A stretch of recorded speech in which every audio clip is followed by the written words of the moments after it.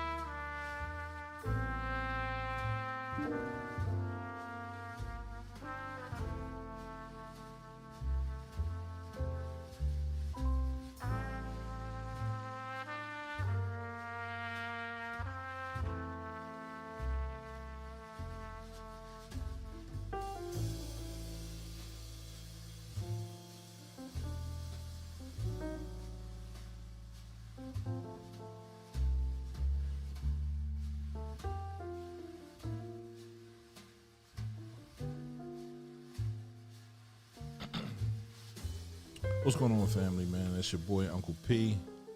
You hear that jazz, man? There's something about jazz, right? That just mellows you out, calms you down, allows you to think about what you should have done, what you didn't do, what you can do today, right?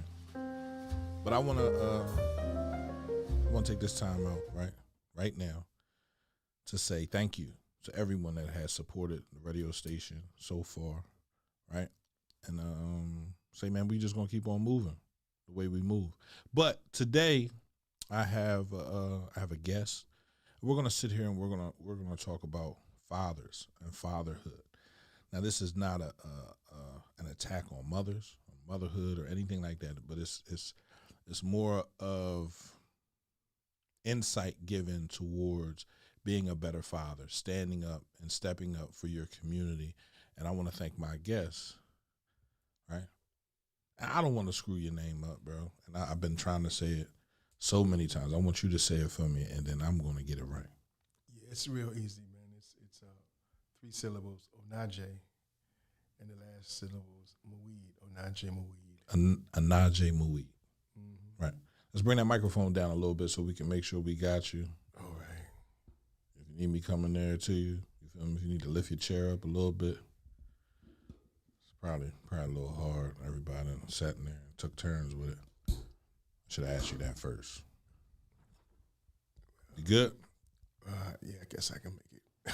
If you got to lift your seat up, you can lift your seat up, stand up a little bit. Lift your seat up. And stand up a little bit. Yeah, there you go. Okay, got it. There you go. There you go. There we go. Bring my drink down. But, he is the coordinator, right? Fatherhood coordinator for Healthy Start in the county of Delaware, right? The foundation. Of Delaware County. Mm-hmm. And, I'm excited to have him up here. I'm excited to sit down and talk to him and see what they have there. But let's get talking a little bit about you and how you see you doing your job. Oh, wow. Right. Because you've been on the job for about a year and 2 months. So throughout COVID, right? Mm-hmm.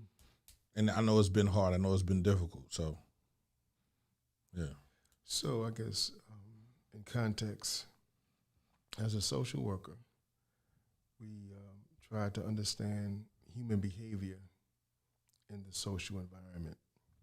But we can't stop there. We have to extend it to the economic environment, the political environment, in fact, the historical environment. So there's a lot of talk about understanding the social determinants of health. So as a social worker, been doing that for about 35 years, and came to Chester through actually my wife, Dr. Fatima Hafiz. She was working on a project called Real Change, guess it's been about 10 years ago, man. Time goes fast. Yeah, it does. So, so prior to working as the fatherhood coordinator for the foundation, I was prevention specialist for Delaware County Department of Health in terms of prevention. And that's been, for 35 years working in the area of substance abuse, mental health, which now they call behavior health. And when I found out about the position at the foundation, I said, I really would like to apply for the position and see if I can make a contribution. I made a lot of mistakes. I was a young father. I was 18 years old when my first child was born. Didn't know much of anything. And I'm sure there are many 18-year-olds, in Chester who may find themselves in the very same situation. Absolutely. So that's a little bit about me. Went to school, got a master's in social work, a doctorate in social work, a licensed mental health counselor, and I'm looking at how do you strengthen families, not strengthen fathers, but strengthen families. So that's a little bit about me. How do you strengthen families, strengthen fathers? Well, how do you do that, right? Where we are right now in this community, there's not a lot of talk about fathers, right? You don't hear a lot of programs being designed for fathers, and we have single fathers raising children, right? And there's not a lot of help for them, and I think that's always been that way, right? When we look back in the 70s and the 60s and things like that, if fathers were taking care of their children, they had to do it from the muscle. There wasn't a lot of programs built for them to help them out. So now, we're in 2022. We understand all the things. We hope we understand all the things that affected us in a negative way. How are we helping fathers now that's different than how we were helping them then? Yeah. I'll say that the federal government has recognized through a national program called Healthy Starts that fathers need to be included. Right. This is the first funding cycle, and I think Healthy Starts about 25 years old. This is the first funding cycle where they actually are providing monies to hire someone like me as a fatherhood coordinator. So that's a major advancement, and it corresponds with a larger question of how do we move away from, or at least add to, that which we refer to as maternity and infant health, right? Like, where's the fathers in that? So we have a history of exclusion, and now we're trying to use the principle of inclusion to make sure fathers are there. I mean, they're there from the beginning. Certainly, that's how babies are made, right? Right, absolutely. They say it takes two to tango. I've heard it several times. I have 7 children, and so I didn't make this baby by myself. Exactly. It's said, but guess what? When you're in the hospital, you're by yourself. You're dealing with that by yourself. I'm sitting there looking like, what do you want me to do, right? Support her, be there for her, help her. And it's like, okay, but I need some support too.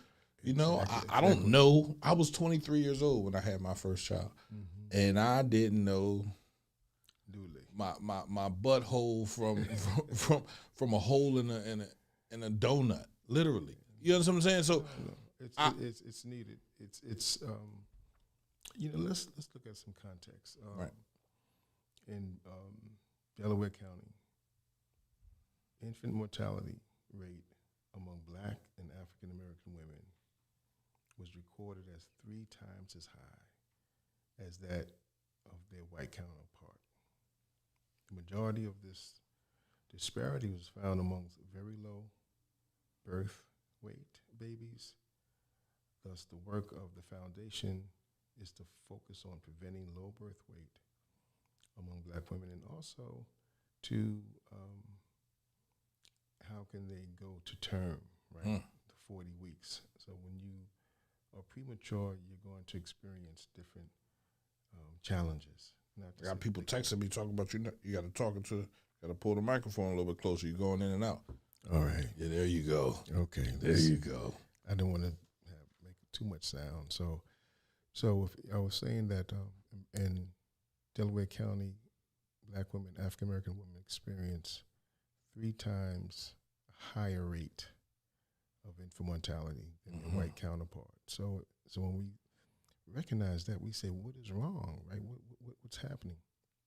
And we're trying to figure that out and work with state, federal agencies to bring more resources to Delaware County to solve these problems. So as the fatherhood coordinator, there's 2 basic initiatives.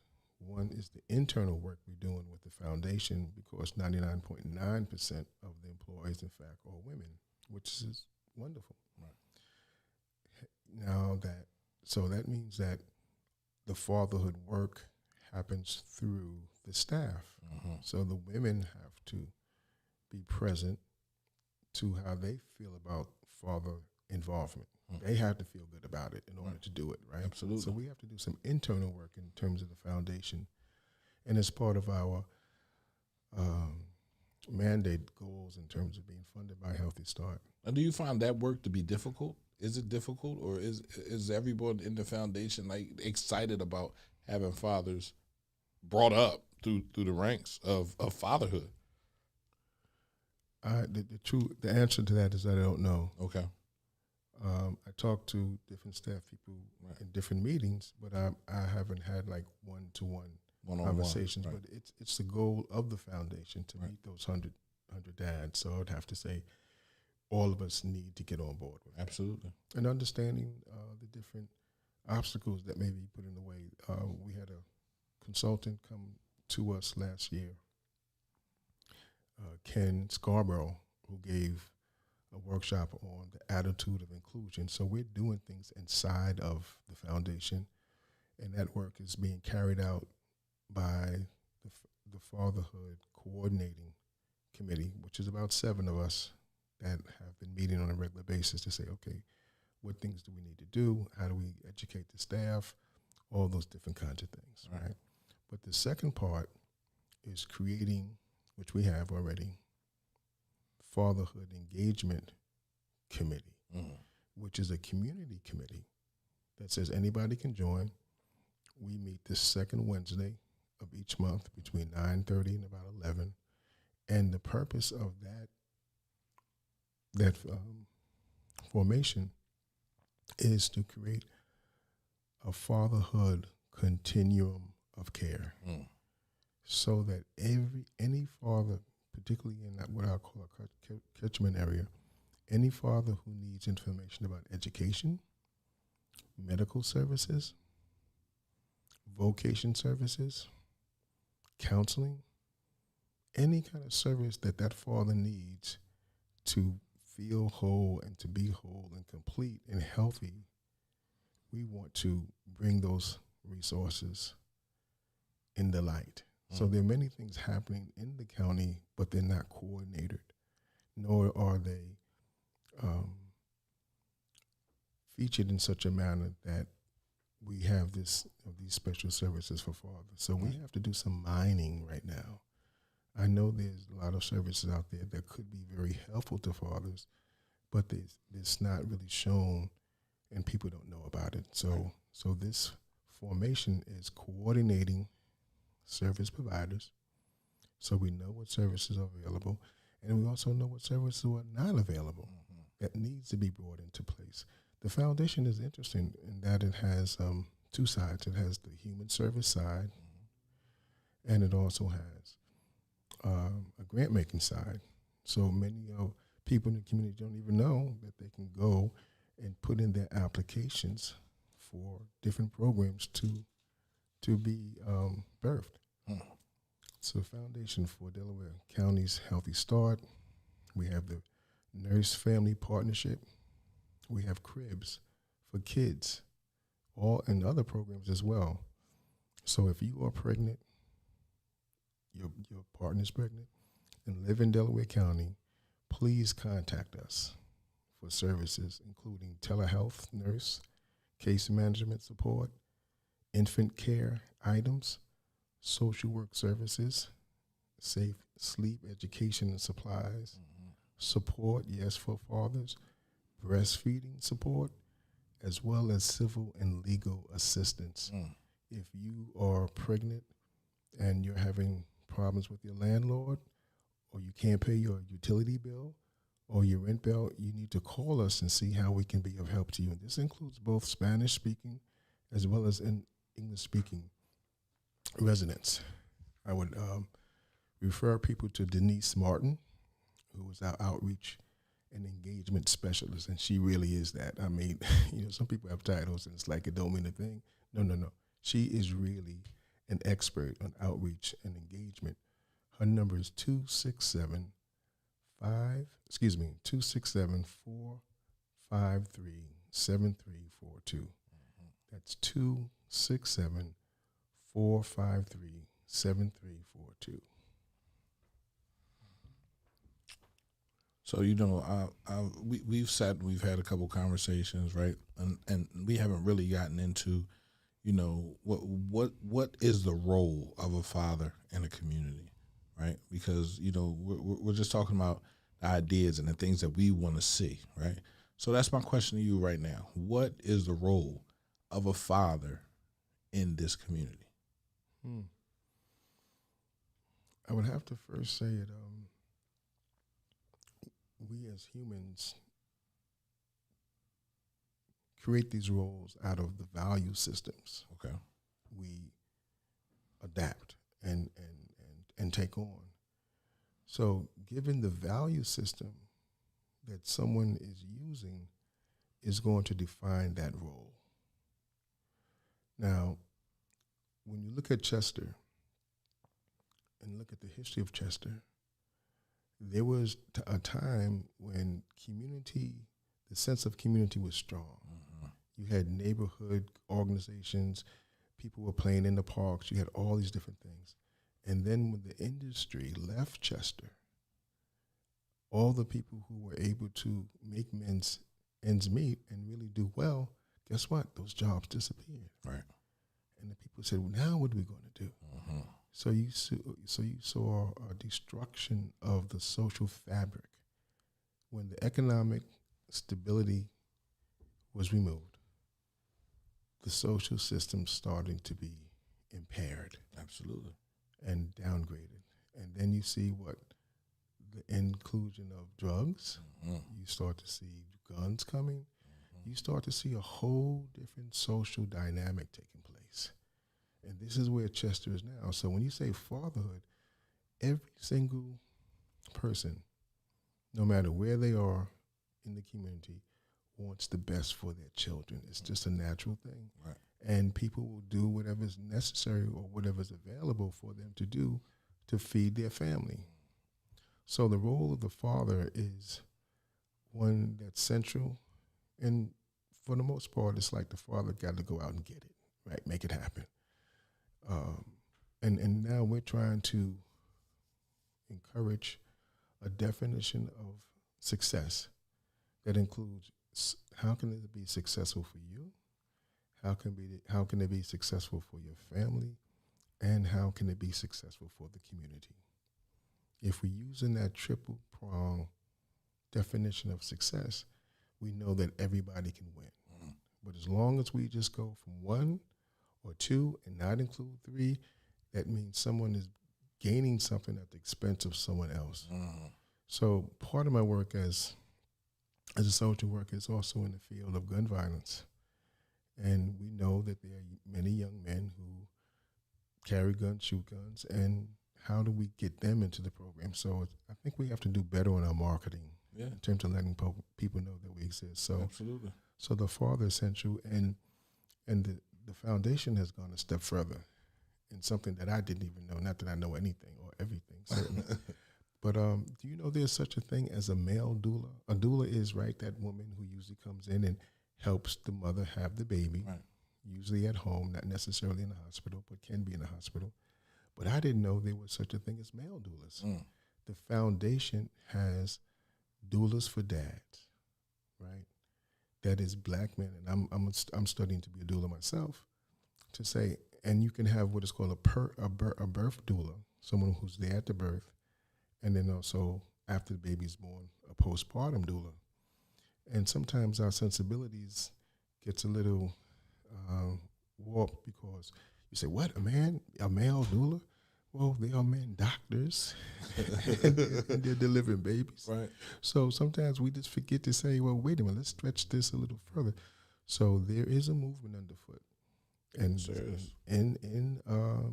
in Delaware County, through the foundation, to get more male doulas. Yeah.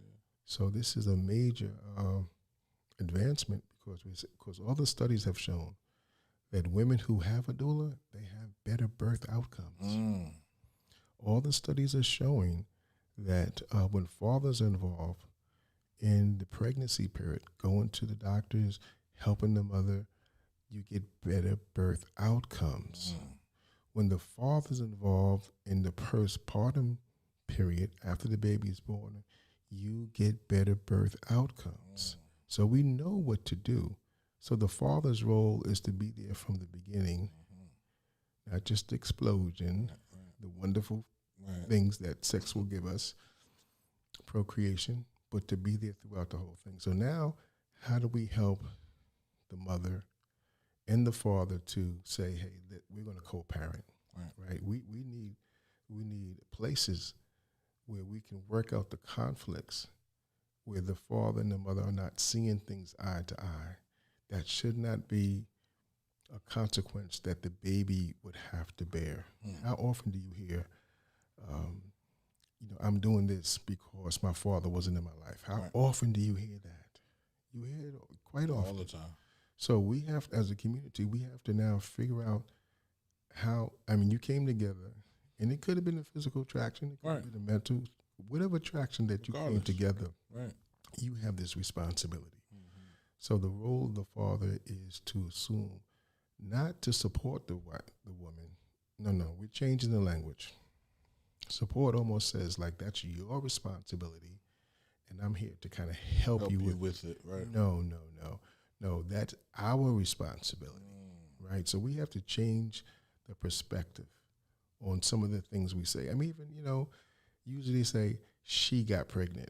No, we're pregnant. I don't think so. No, we're pregnant. We're 8 months she didn't just get pregnant. Right. You had a role to do with that, right? So we have to look at our language and seeing how we're making this separation, and through that separation, we are absolving ourselves of the responsibility. Yeah.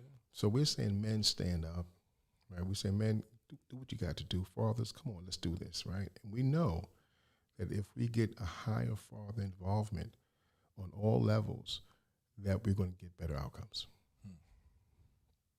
It's absolutely, it's crazy to hear you talk about that, because after the last meeting that I was at, I ended up getting with Dad's University. Right? Okay, with Joe. Yep. Yeah, Joe. So Joe has a contract with the foundation, right? And we work hand in hand. Most of my work, as you can understand, is basically internal, but he does the fatherhood work externally. And so they sent me an email. They was like, man, we want to interview you because I had sat there and talked about, me going through, and I said it before, I'm going through postpartum depression. Everybody laughed at me. No, you're not. Ain't nobody trying to hear that. That's for women. Men don't go through that. But I had to understand, right, that I was starting a radio station. I started a new job that I had never done before, surrounded by people that used to me, look like the enemy and be the enemy and behave as the enemy. So for me, it was a lot of stress. And then my child was born. Then my child not only was born, but she was born premature. Okay. And then, stresses hit me, and I was like, man, nah, I got it. But we were fighting. Like, every little thing just would make me upset, make me mad, and would push me away, and I would run away, and I would come here to the radio station. And I didn't realize that I was going through all of this until I went and talked to my therapist. You feel me? And we were sitting there, we were talking. He was like, well, what's going on with you, man? I ain't seen you in a minute. And I'm like, man, it's been hard, where can I start? He said, well, start at the beginning, right? The last time we saw each other was about right before COVID hit. So what's been going on since COVID? And I explained everything and told him everything. He was like, well, congratulations. And I was like, well, me and the mom don't get along. He was like, why not? He said, well, why y'all not getting along? And I didn't know. At that point, I didn't have an answer, because it was like, yeah, why aren't we getting along? So, I looked back on myself and I said, I have to hold myself accountable. So I understood that the pains and the stresses and everything that I was dealing with was putting a lot of stress on my relationship with the mother, as well as my relationship with the station, as well as my job. You know what I mean? So I had to take myself off the board for a couple seconds and look at everything and say, all right, this is what means a lot to me. This is what doesn't mean as much. This is what should mean more, you know, and let's keep moving. And until you're able to do that as a man, honestly, and look at yourself and take a step back and be like, oh, this is what I need to change. This is what needs to happen. I think we're lost because we're just running around trying to figure out what's going on without anyone really telling us what they see. When we, thank you for sharing that. That was very helpful. And yes, men can experience postpartum depression as the women because we are more energetically connected to each other than we think. So we have to, learn how to deal with anxiety, with depression, with grief and loss. Right, these are things we have to learn how to deal with, so that we can remain emotionally regulated. Right, the brain works in so many different ways, but basically everyone knows that when there's danger, it's fight, it's flight, it's freeze. Right, the amygdala is saying like, okay, who do I need to protect you from? Right, it has one purpose: survival. If we stay in that state too long, and many of our women who are pregnant are fearful of getting shot, them getting shot, or their friends getting shot, or they hear somebody getting shot on the phone, and it sends a reverberation inside of their system, and the amygdala lights up, right? And then the hormones, cortisol gets flooded into the system. And if you keep flooding the system over and over again, there's something called weathering, where after a while, it's just not doing what it's supposed to do. Yeah. And if it's too much, then it becomes toxic. So we know that so much of living in very strained conditions under those things called social determinants of health, we know people stay in these states of anxiety and depression longer than others. And there's very few places for them to go. But the midbrain says, let me see where I can find relationship with someone, how I can join up with someone, right? And then finally you get to the top of the brain in terms of the frontal lobe, which is your executive functions, how you think. So if the amygdala, the lower part of the brain, is demanding full attention of all the resources that you have right now, guess what? The top brain gets cut off. Like, you don't get none of this. You don't get none of this time, get none of this energy. So we have to improve conditions in the community, quality of life. But in the interim, we have to also learn about trauma. Lakeside does free education on trauma 101, trauma 102, 103. So the community has access to these educational programs free of charge. Now, who does that? Lakeside, which is a group they specialize in trauma. I don't have their name. I can get that back to you so your listening audience can know about them. Absolutely. And start taking those classes. So when we speak about fatherhood, so when fathers know about these things, they can stay in a state of emotional regulation. They can think through things and they can make connections, right? To improve themselves, improve conditions for their family. And we know that through the foundation, we have something called CAN, which is the Community Action Network. We call ours Babies First. And we're saying that how do we strengthen, right, the baby's first year of existence? Ensure that voices of the mothers and the fathers are central to design and implementation of new initiatives, and to reach out and create memorandums of agreements with key community partners. One of the projects we are doing for fatherhood is something called the Barbershop Project. And Brother Musa is our first barber to work with us. And we have free books that can be read while you're sitting in the barber getting your son's haircut, or you can take them home. Why? Because studies have found when fathers are reading to their children, the children pick up the vocabulary, they're able to articulate their feelings, and don't have to resort to violence. So violence is really the default of not having healthy conflict. Conflict is not bad, because guess what? Everybody is not going to agree on everything at all the time. So conflict is a part of the human experience. But when we don't have the words and vocabulary and the emotional regulation, then it's very easy to resort to the violence. And under COVID, we saw violence increase, gun violence increase, not only in Chester, but around the country. And you say, wait a minute, if nobody's going outside, how are you going to have more gunshots and shootings?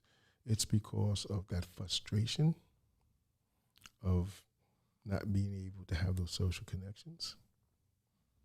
And it's the realization of things aren't going to get any better, right? The fatalism sets in.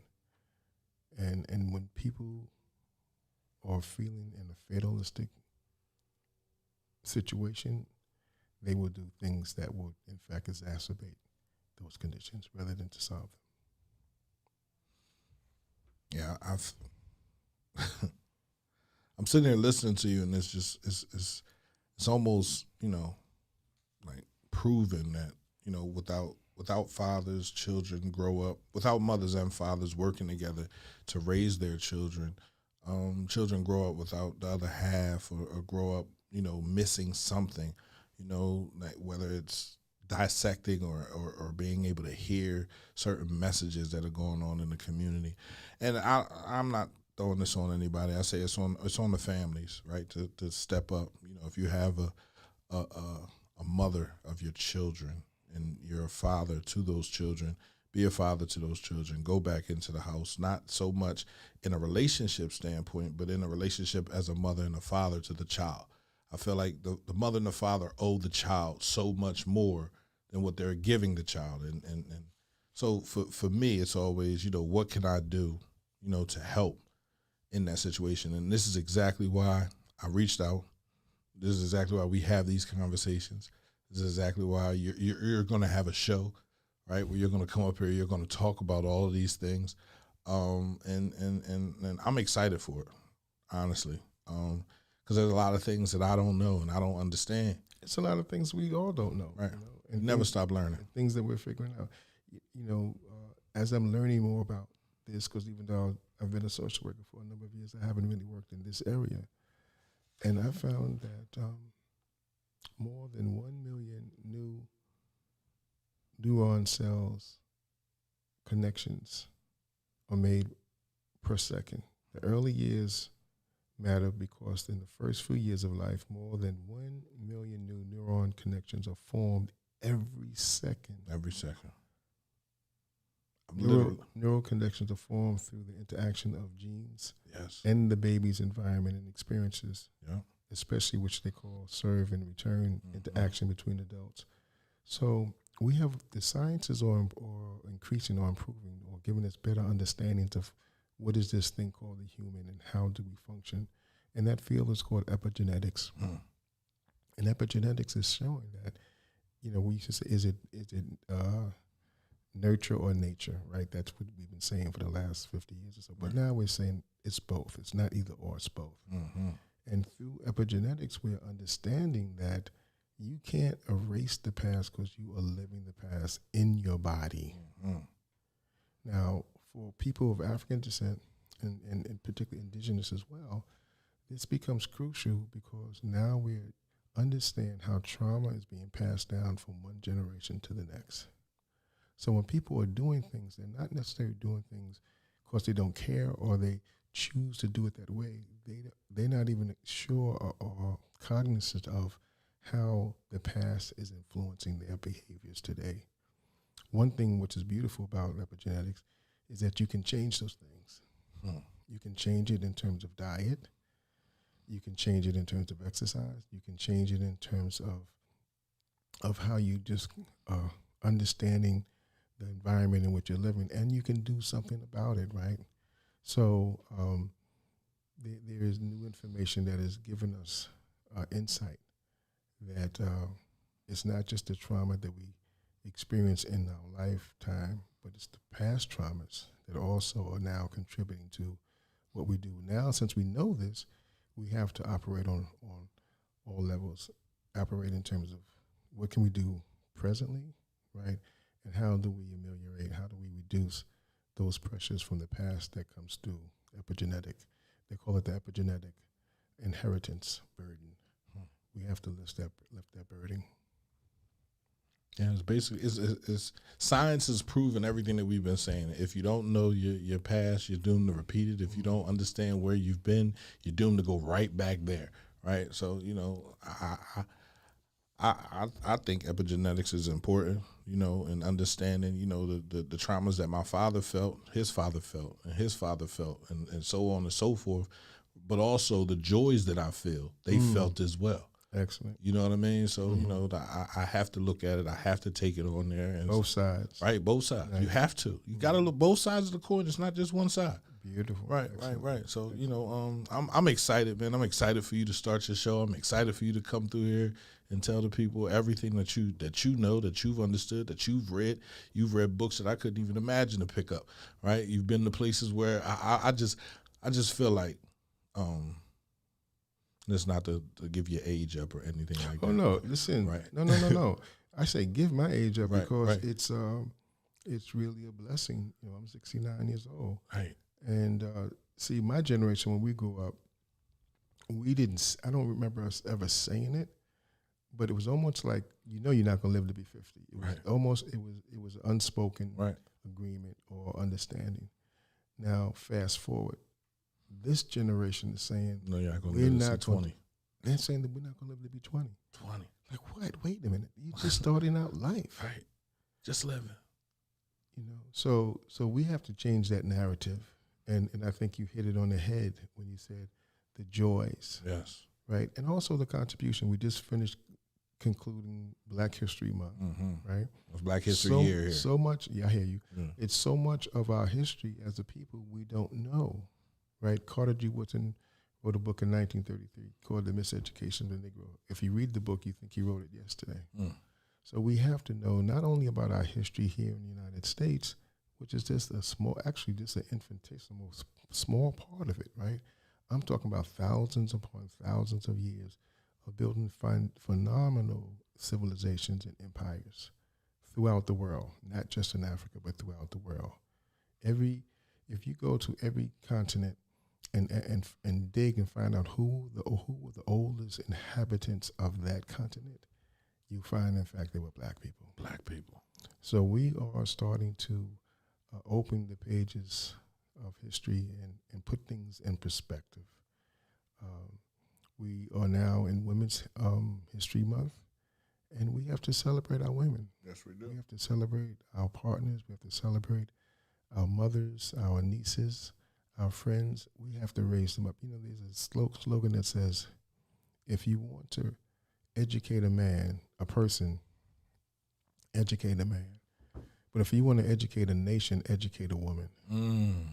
So the Fatherhood Program is being built to help the fathers in any way that we can so they can be the best father that they can be. Yes. And that would also include, certainly so, how can they be the best partner to the mother of their child, right? If they're together or not. They're together or not. Together or not. Say it again. If they are together or not, we're talking about how can you still be the best father in terms of co-parenting. And many of the father programs hadn't considered that, right? But one thing that I have discovered in this past year around the country, there are many Black men, in fact, who are working as fatherhood coordinators, even when they didn't have the money from the federal government. Some kind of way these programs, made a place for them. And I'm just meeting some incredible people like Ken Scarborough, like Ken Harris.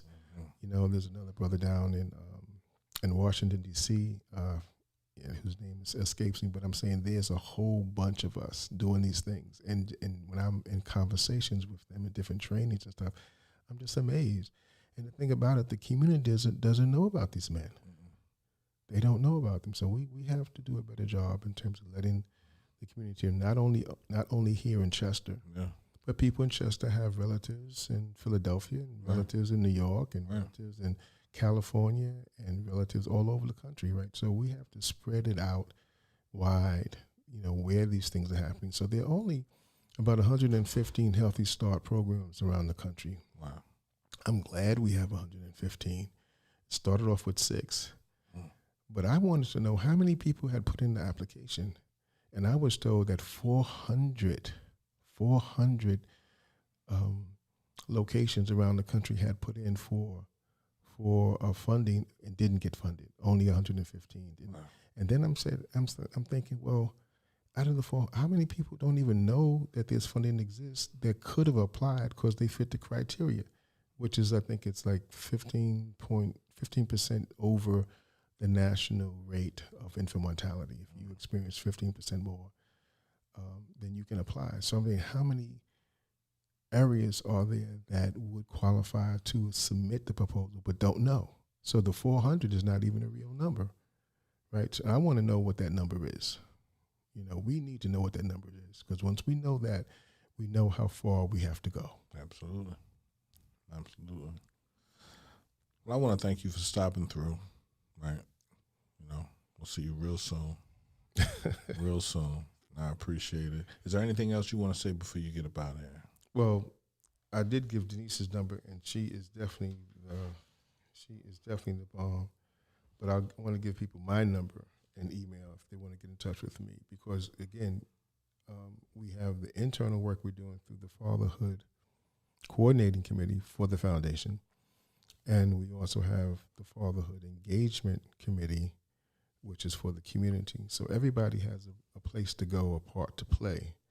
My number is 215-990-1279. And I'll repeat it again so if people are writing. That's 215-990-1279. And my email, it's a little long. It's Muid, that's OMUID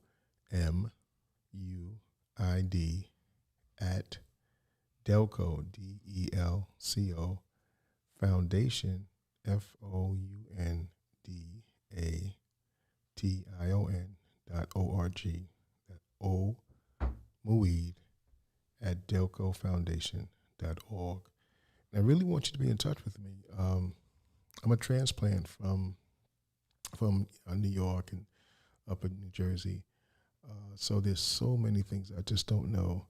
But one thing I do know, the only way that the Fatherhood Program initiative is going to be successful is because you get involved. Mm-hmm. Without you getting involved, it's going to be just where it is, and that's just a start. Right. So we want to make fathers count.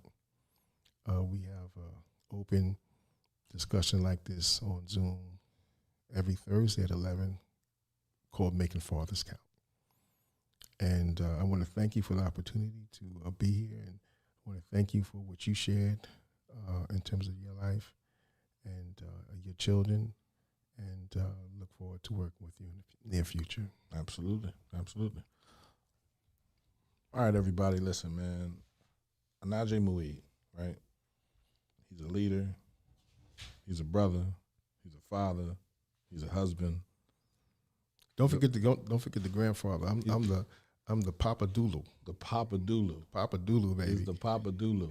A grandfather who's a doula. Right. So we have to understand that the titles that we hold, they mean things, right? They mean things to our children. They mean things to our grandchildren, right? We are their, I guess, the tree that protects from the breeze. We are that tree, right? The breeze can't affect our children because it's affecting us.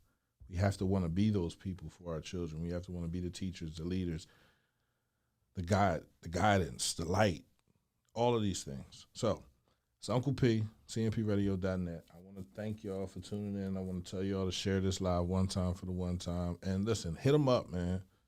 Hit him up. I'm trying to find his information. I had it up here, but I will post it as soon as we're done. But look, the Foundation for Delaware County, hit them up, man. Check them out. They have tons of programs. Healthy Start, Fatherhood, whatever we need is there. So let's hit them up. Post a flyer up right here. And I'm going to tell y'all peace.